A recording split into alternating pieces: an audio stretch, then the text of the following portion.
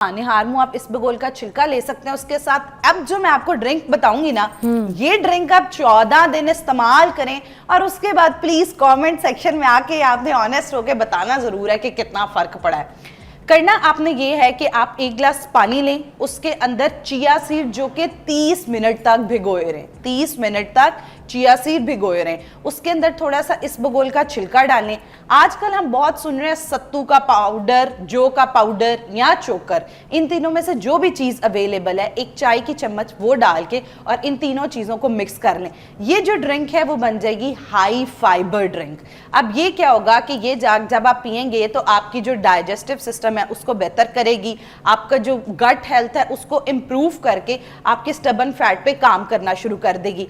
और इस ड्रिंक के 1 घंटे के बाद आपने नाश्ता करना है और आपने नाश्ते में डायरेक्ट जो है वो प्रोटीन का इस्तेमाल करना है।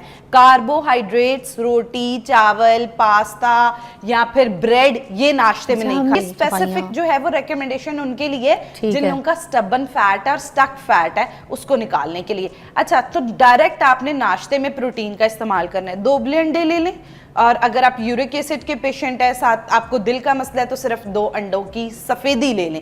साथ आप हेल्दी फैट का इस्तेमाल करें। देसी घी डाल सकते हैं, बिल्कुल 1 चाय की चम्मच देसी घी का इस्तेमाल कर सकते हैं, या फिर जो है वो आप 7 बादाम की गिरियां या 3 अखरोट उनका इस्तेमाल कर सकते हैं। अच्छा, अब ये जो आप नाश्ता करेंगे ना, इससे होएगा क्या, जो डायरेक्ट जब आप नाश्ते में प्रोटीन लेते हैं तो वो प्रोटीन जब हमारे जिस्म में जाके इस्तेमाल होता है और वो बाद में as a protein sparing action के तौर पे यूज होता है, तो आपका जो फैट है, ये जो बेली फैट है, हमारे पेट के अंदर 3 मसल्स मौजूद हैं, ठीक है, अपर मसल, लोअर मसल और उससे लोअर मसल।